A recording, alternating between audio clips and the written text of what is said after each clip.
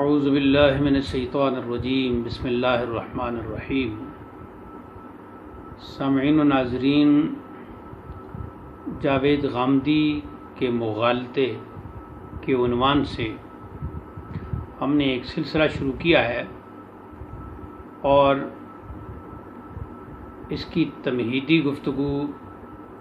ہم اس سے پہلے ایک ویڈیو میں کر چکے ہیں اور وہ ویڈیو ہمارے چینل ورلڈ آف واحد رضوی میں موجود ہے۔ آپ اس تمہیدی گفتگو کو ضرور سماعت فرمائیے گا۔ آج ہم اس نشست میں جو جاوید غامدی کے مغالطے کے زیر عنوان دوسری قسط ہے، ہماری اس گفتگو کا پارٹ 2 ہے۔ اس میں ہم پہلے مغالطہ کی تعریف کریں گے اور اس کے بعد ہم جاوید غامدی صاحب کے مغالطوں کی کچھ فہرست سامعین کی نظر کریں گے۔ مغالطہ کیا ہے؟ یہ عربی زبان کا لفظ ہے مغالطہ اور مصدر ہے۔ اس کی تعریف یہ ہے کہ آپ کسی بھی بات کو اس انداز سے بیان کریں، تقریر میں یا تحریر میں۔ تقریر میں اس انداز سے بیان کریں کہ سننے والا الجھ جائے اور جو آپ نے بات کہی ہے، جو مسئلہ چھیڑا ہے، جو قضیہ بیان کیا ہے، اس میں اس کی حقیقت تک نہ پہنچ پائے اور اس کا ذہن الجھ جائے۔ اور تحریر میں مغالطہ یہ ہے کہ آپ اس انداز سے لکھیں یا کوئی اس انداز سے تحریر کرے، کوئی استدلال کسی موضوع پر اس انداز سے کرے کہ پڑھنے والا حقیقت تک نہ پہنچ سکے اور مغالطے کا شکار ہو جائے۔ اب اس کی 2 وجوہات ہو سکتی ہیں ایسا انداز اختیار کرنے کی۔ ایک تو جیسا کہ پہلے ہم نے تمہیدی گفتگو میں عرض کیا تھا کہ قلت علم اور قلت عقل یا کچھ نیا کہنے کا جو جذبہ ہوتا ہے وہ اس قسم کا اس سے نتیجہ برآمد ہوتا ہے۔ اور دوسرا یہ ہے کہ انسان تقریر یا تحریر اس میں جان بوجھ کر مغالطہ دینا چاہتا ہے۔ تقریر میں اگر جان بوجھ کر مغالطہ دینا چاہتا ہے تو وہ چاہتا ہے کہ مخاطب کسی حقیقت تک نہ پہنچ سکے، کسی درست نتیجے تک نہ پہنچ سکے۔ اور تحریر میں بھی وہ اس انداز سے کچھ تحریر کرتا ہے تاکہ پڑھنے والا قاری اصل حقیقت تک نہ پہنچ سکے۔ تو یہ مغالطہ دینے کے مختلف مقاصد ہوتے ہیں۔ کبھی انسان خود کو مغالطہ دیتا ہے اور کبھی دوسروں کو مغالطہ دیتا ہے۔ اب ایسا مغالطہ جس میں ہوش و حواس قائم ہوں اور اس لیے دیا جا رہا ہو، تقریراً ہو یا تحریراً، کہ سامع یا قاری اصل حقیقت تک نہ پہنچے اور الجھ جائے، تو یہ مغالطہ اخلاقی طور پر تو نادرست ہے ہی، شرعی طور پر بھی حرام ہے۔ اور خاص کر جب بات قرآن و سنت کی ہو رہی ہو، قرآن کی تشریح کی جا رہی ہو یا کسی حدیث کی تشریح کی جا رہی ہو، تو اس میں اگر ایسا مغالطہ دیا جائے اور مغالطہ دینے والا اپنے آپ کو مسلمان بھی کہلائے تو یہ سخت حرام ہے یہ عمل۔ اور اگر غیر مسلم ہو، کافر ہو، اسلام سے ہٹ کر کوئی مذہب رکھتا ہو، کمیونسٹ ہو، کوئی بھی اپنا نظریہ رکھتا ہو، وہ اگر اس طرح کا مغالطہ دیتا ہے تو وہ اپنی دشمنی کا اظہار کرتا ہے۔ ہم نے جو عنوان رکھا ہے جاوید غامدی کے مغالطے، تو اس میں ہم نے اس مغالطہ کی یہ نوعیت سامنے رکھی ہے کہ سننے والا سننا بھی چاہتا ہے، سمجھنا بھی چاہتا ہے، پڑھنے والا پڑھ کر سمجھنا بھی چاہتا ہے، مگر قلت علم یا قلت عقل کی وجہ سے تقریر میں یا تحریر میں جو استدلال کیا گیا ہے، جو دلائل دیے گئے ہیں، جو انداز اپنایا گیا ہے، جو اسلوب گفتار اختیار کیا گیا ہے، اس کو نہیں سمجھ سکا، لہذا خود کو مغالطہ دے بیٹھا اور نتیجہ کچھ اور نکلنا تھا اور اس نے نتیجہ کچھ اور نکال لیا۔ ہمارے خیال کے مطابق جاوید احمد غامدی صاحب چونکہ زیادہ تر اپنی عقل کی اساس پر بعض استدلالات پیش کرتے ہیں، وہ قرآن کی تفسیر بھی زیادہ عقلی بنیادوں پر کرتے ہیں، کسی حدیث کی جس حدیث کو وہ تسلیم کر لیں، زیادہ تر تو وہ حدیث کو یہ کہہ کر تسلیم نہیں کرتے کہ یہ ضعیف ہے، یہ فلاں ہے، یہ فلاں ہے، اور مرفوع حدیث کی عجیب و غریب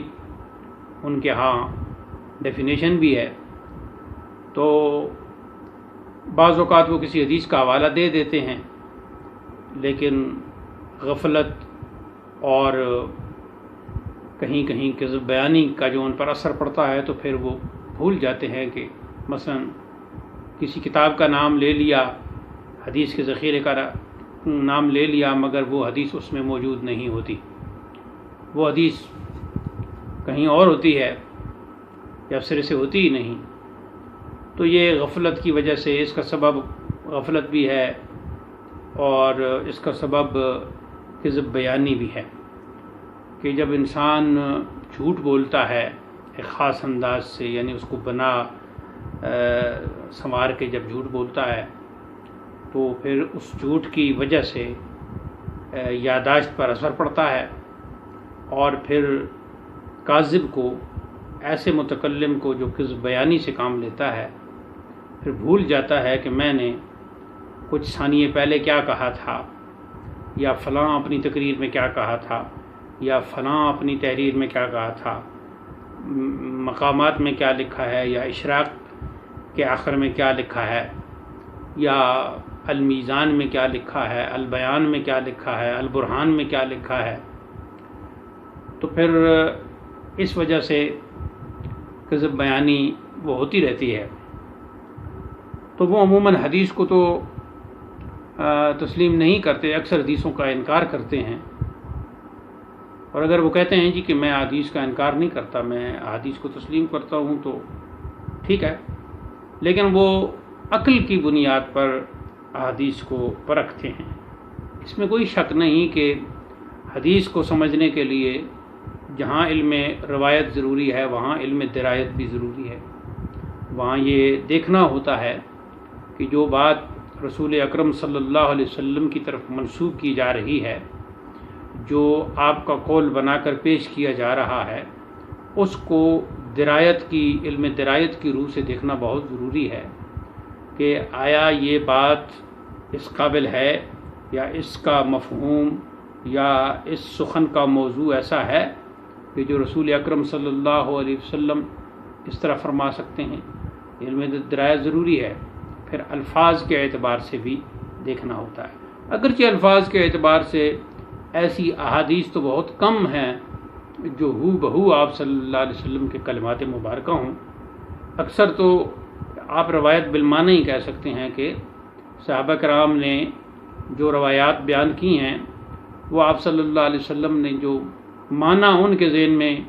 لفظوں کے ذریعے منتقل کیا تھا، صحابہ نے وہی معنی آگے منتقل کیے، اور اس میں زیادہ تر اپنے الفاظ بھی شامل کیے۔ کہیں کہیں ہمیں ایسی روایات ملتی ہیں جہاں صحابی یہ کہتا ہے کہ اب یاد نہیں کہ یہ لفظ فرمایا یا یہ لفظ فرمایا،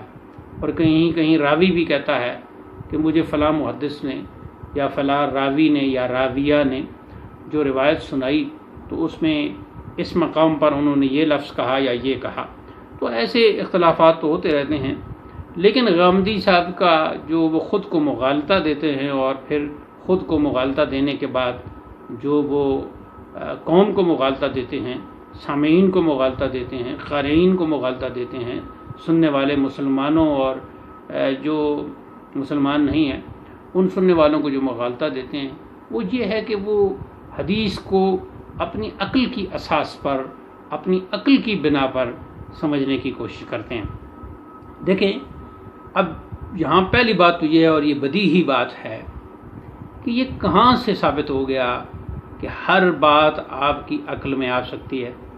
ہر روایت آپ کی عقل میں آ سکتی ہے، روایت میں موجود ہر بات آپ کی عقل میں آ سکتی ہے؟ یہ کیسے ممکن ہے؟ اگر اس طرح تو دیکھا جائے تو پھر انسان جب کائنات کی تخلیق پہ غور کرتا ہے تو کتنے ہی سوالات پیدا ہوتے ہیں۔ اب مثال کے طور پر ایک چھوٹی سی چھت 8x10 یا 10x10 کی جو چھت ہو، وہ اگر بغیر ستون کے اور بغیر دیوار کے اپنا وجود برقرار نہیں رکھ سکتی، ایک چھوٹی سی چھت اگر دیوار اور ستونوں کے بغیر اپنا وجود برقرار نہیں رکھ سکتی، تو یہ آسمان اس نے اپنا وجود کیسے قائم رکھا ہوا؟ جو بھی اس کی صورت ہے، اس کی جو بھی صورت ہے، ہمیں یہاں سے نیچے سے جب ہم زمین پر کھڑے ہوتے ہیں تو ہمیں ایک چھت کی شکل ہی نظر آتا ہے، لیکن جو بھی اس کی صورت ہے، اس صورت میں، اس صورت وجود میں، اس کے وجود کو جو اللہ نے قائم رکھا ہوا ہے، کیا یہ انسان کی عقل اس کو سمجھ سکتی ہے؟ سورج اور اس کی بناوٹ اور اس کی تپش اور اس کی چال، کیا اس کو انسانی عقل سمجھ سکتی ہے؟ چاند اور اس کی بناوٹ اور اس کا گھٹنا اور اس کا بڑھنا، کل ارجون القدیم ہونا، کیا یہ انسان کی عقل اسے سمجھ سکتی ہے؟ ہرگز نہیں سمجھ سکتی، بلکہ انسان کی بنائی ہوئی چیزیں بھی ایک دوسرا انسان نہیں سمجھ سکتا۔ یہی جو نیٹ ہے، انٹرنیٹ ہے، جس کے ذریعے میں آپ سے مخاطب ہوں اور یہ ویڈیوز بن رہی ہیں، کیمرے کے ذریعے، موبائل کے ذریعے، لیپ ٹاپ کے ذریعے، پی سی کے ذریعے، کیا یہ انسانوں کی بنائی ہوئی چیزیں، یہ ڈیوائسز، کیا ہر دوسرا انسان سمجھ سکتا ہے؟ اس کی عقل میں آ سکتی؟ قطعاً نہیں آ سکتی۔ ایک دوسرا انسان حیران ہے کہ کیسے کچھ نمبر پریس کرنے سے وہ ڈائل ہو جاتے ہیں اور پھر ایک کال چلی جاتی ہے یا ایک SMS، ایک میسج چلا جاتا ہے۔ یہ چھوٹی چھوٹی انسانوں کی بنائی ہوئی ڈیوائسز دوسرے انسانوں کی عقل میں نہیں آ سکتی، تو کائنات اور پھر اللہ تعالیٰ کی آیات اور رسول کائنات کی فخر موجودات کی احادیث جو رنگا رنگ موضوعات اور عنوانات پر مشتمل ہیں، وہ ہر انسان کی عقل میں کیسے آ سکتی ہیں؟ یہ دعویٰ کیسے ہو سکتا ہے؟ اگر کوئی غامدی صاحب جیسا شخص یہ دعویٰ کرے کہ ہاں میں ہر روایت کو سمجھ سکتا ہوں اور میری عقل میں ہر روایت آ سکتی ہے، تو یہ خود بہت بڑا مغالطہ ہے، اور پھر میں کہوں گا یہ خود کو مغالطہ دینا ہے۔ اور جب انسان خود کو مغالطہ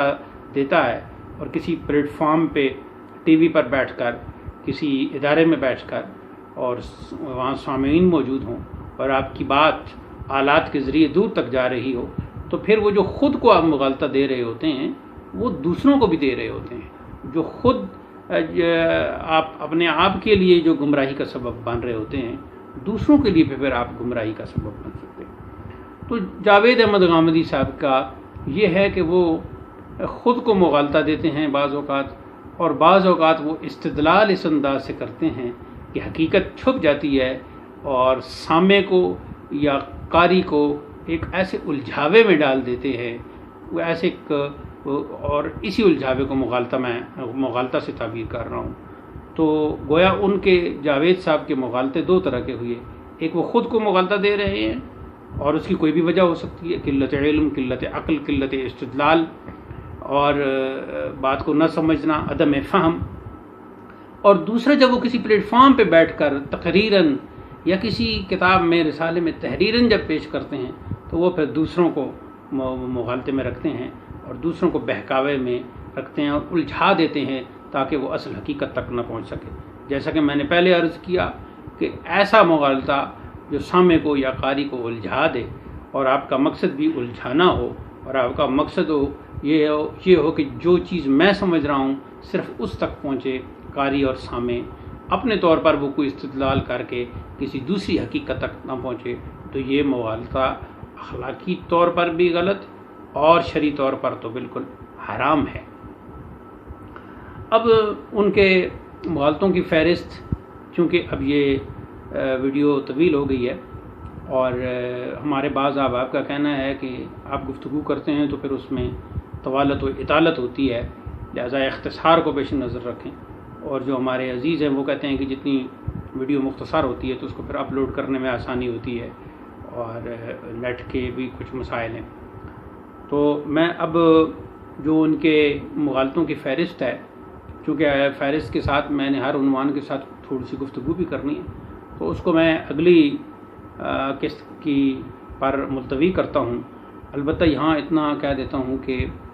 مغالطہ جو ہے وہ کیسے حقیقت سے سامع کو یا قاری کو دور رکھتا ہے، اور اس میں بعض اوقات متکلم کے اپنے ذاتی مقاصد ہوتے ہیں۔ مثال کے طور پر ایک مثال دی جاتی ہے کہ دمشق میں ایک مناظرہ جاری تھا اور گفتگو ہو رہی تھی حضرت صدیق اکبر کی افضلیت اور مولا علی کی افضلیت کی۔ تو اس میں ایک شیخ آئے جن کا نام اس وقت میرے ذہن میں نہیں، جب وہ اس مجلس میں پہنچے تو ان کی جلالت علمی یا جس حوالے سے بھی وہ انہیں مقام دے رہے تھے، انہوں نے انہیں عزت و فضیلت کے مقام پر لا کر کہا کہ آپ فیصلہ کر دیجئے، اور دونوں طرف کے جو دلائل ہیں وہ آپ سماعت کر لیجئے۔ انہوں نے دلائل سماعت کیے، اور اس کے بعد انہوں نے جب انہیں کہا گیا کہ آپ فیصلہ کیجئے، تو انہوں نے فیصلہ کرتے وقت ایک جملہ کہا۔ اب میں یہ آپ کو بتا رہا ہوں کہ کیسے مغالطہ دیا جاتا ہے اور مقاصد کیا ہوتے ہیں مغالطہ دینے والے کے۔ انہوں نے ایک جملہ کہا کہ وہ افضل ہے جس کی بیٹی ان کے زیر سایہ ہے، وہ افضل ہے کہ جس کی بیٹی ان کے زیر سایہ ہے۔ اب سب اس پر خاموش ہو گئے اور گویا کہ معاملہ طے ہو گیا۔ اب جو حضرت صدیق اکبر کی افضلیت کے قائل تھے اور دلائل دے رہے تھے، انہوں نے حضرت صدیق اکبر کی فضیلت سمجھ لی اور یہ استدلال کر لیا کہ شیخ کا مقصد یہ ہے کہ جس کی بیٹی ان کے زیر سایہ ہے، تو ظاہر ہے صدیق اکبر رضی اللہ تعالیٰ عنہ کی بیٹی ام المومنین حضرت عائشہ آپ صلی اللہ علیہ وسلم کے زیر سایہ ہے، لہٰذا حضرت صدیق اکبر افضل ہوئے، اور شیخ کے کلام کا مقصد یہ ہے۔ اور جو حضرت علی کو افضل بتا رہے تھے اور اس پہ دلائل دے رہے تھے، انہوں نے یہ سمجھا کہ چونکہ آپ صلی اللہ علیہ وسلم کی صاحبزادی آپ کی بیٹی مولا علی کے زیر سایہ ہیں، تو لہٰذا مولا علی افضل ہوئے، اور یہ شیخ کے کہنے کا مقصد تھی۔ اور شیخ نے یہ کہہ کر گویا اپنی جان چھڑا لی۔ تو یہ کیا تھا؟ یہ شیخ کی طرف سے مغالطہ تھا۔ شیخ نے دونوں پارٹیوں کو مغالطہ دیا، اور ایسا مغالطہ آمیز جملہ کہا کہ دونوں پارٹیاں اس پہ راضی ہو گئیں، دونوں مغالطے کا شکار ہو گئیں، دونوں الجھاوے میں آ گئیں، دونوں اصل حقیقت تک نہ پہنچ سکیں، بلکہ انہوں نے جو حضرت صدیق اکبر کو افضل کہہ رہے تھے انہوں نے اس طرح سمجھ لیا، اور جو مولا علی کو افضل کہہ رہے تھے انہوں نے اس طرح سمجھ لیا۔ تو یہ ہے مغالطہ کا انداز۔ کبھی مغالطہ کا انداز یہ ہوتا ہے کہ لفظی الٹ پھیر ہوتا ہے، اور میں یہ کہنے میں مجھے کوئی وہ ہچکچاہٹ نہیں کہ جاوید احمد غامدی صاحب زیادہ تر لفظی الٹ پھیر کر کے مغالطہ دیتے ہیں، جیسے کہ انہوں نے حور کے حوالے سے وہ ترجمہ کرتے ہیں آہو چشم، اور پھر وہ یہ بات مانتے ہیں کہ حور اور آ کی جمع ہے، لیکن مغالطہ دیتے ہیں کہ یہ ایک ایڈجیکٹو ہے، یہ ایک صفت ہے، اور جیسے باقی صفات ہے تو اب یہ ایک مغالطہ دیتے ہیں، اور سننے والا یا پڑھنے والا یہ سمجھتا ہے کہ ہاں بھائی باقی بھی صفات ہیں، ایڈجیکٹو ہیں، تو یہ بھی ایڈجیکٹو ہے، جبکہ یہاں مغالطہ وہ یہ دے رہے ہیں کہ یہ سارے ایڈجیکٹو ہیں۔ میں یہ کہتا ہوں، خاکسار واحدی یہ کہتا ہے، کیا یہ ضروری ہے کہ جہاں ایڈجیکٹو صفاتی نام آ رہے ہیں یا صفات ذکر وہاں موصوف کا ذکر نہیں ہوتا، وہاں اصل نام نہیں آ سکتا؟ قرآن مجید کی پہلی آیت ہی پڑھیں، بسم اللہ الرحمن الرحیم، اس میں 3 نام آئے اللہ تعالیٰ کے، پہلا نام ہے ذاتی لفظ اللہ، اور دوسرا نام ہے الرحمن صفاتی، اور تیسرا نام ہے الرحیم وہ بھی صفاتی. تو کیا یہ ایڈجیکٹو نہیں ہے؟ کیا الرحمن صفتی نام نہیں ہے اللہ کا؟ کیا رحیم صفتی نام نہیں ہے؟ اور کیا اللہ ذاتی نام نہیں ہے؟ تو کیا یہ دو صفتی نام اللہ تعالیٰ کے ذاتی نام کے ساتھ جمع نہیں ہوئی ہیں؟ تو یہ ایک مغالطہ ہے. خیر یہ ابھی حور کے حوالے سے تو ایک باقاعدہ ہماری الگ گفتگو ہوگی کہ لفظ حور کیا ہے اور اس کا قرآن میں کیسے استعمال ہوا، اور پھر عربی زبان میں اس کا استعمال کیسے ہوا، اور احادیث میں اس کا استعمال کیسے ہوا، اور کیا اس کا یہ ترجمہ صرف گوریاں کر دینے سے، آہو چشم کر دینے سے بات بن جاتی ہے، یا یہ ترجمہ کرنے سے کیا جاوید غامدی صاحب کا جو ہے وہ استدلال درست ہو سکتا ہے، یا جو مفہوم جاوید غامدی صاحب نکال رہے ہیں وہی بن رہا ہے، یا کہیں وہ خود کو تو نہیں مغالطہ دے رہے، جیسا کہ ہم پہلے کہہ چکے کہ وہ اکثر خود کو مغالطہ دیتے ہیں، اور پھر چونکہ ایک پلیٹ فارم پہ بیٹھے ہوتے ہیں تو پھر وہ دوسروں کو مغالطہ دیتے ہیں. آج کی گفتگو یہی اختتام پذیر ہوتی ہے. انشاءاللہ تیسری قسط میں ہم ان کے مغالطوں کی ایک فہرست پیش کریں گے، اور ساتھ ہی ہر مغالطے کے ساتھ ساتھ ہر موضوع اور ہر عنوان کے ساتھ تھوڑی بہت مفید مطلب بحث بھی کریں گے. اس کے بعد جو تیسرا ہمارا اگلا مرحلہ ہوگا، پھر ہم ان کے ایک ایک مغالطے کو لے کر اس پہ تفصیلی بحث کریں گے انشاءاللہ. اللہ تعالی ہمیں راہ ہدایت نصیب فرمائے اور صراط مستقیم پر چلنے کی توفیق ارزانی فرمائے. آپ ہماری ویڈیوز کو دیکھیں، ہمارے چینل کو سبسکرائب کریں، ان ویڈیوز کو زیادہ سے زیادہ پھیلائیں، اور ہمارے لیے دعا کریں کہ ہم نے یہ جو سلسلہ شروع کیا ہے اس کو ایک خاص اہتمام کے ساتھ چلا سکیں. مقصد یہ ہے کہ جاوید غامدی صاحب کے مغالطوں کی وجہ سے جو گمراہی پھیل رہی ہے اس کا تدارک کیا جا سکے. السلام علیکم ورحمۃ اللہ، وآخر دعوانا ان الحمد للہ رب العالمین.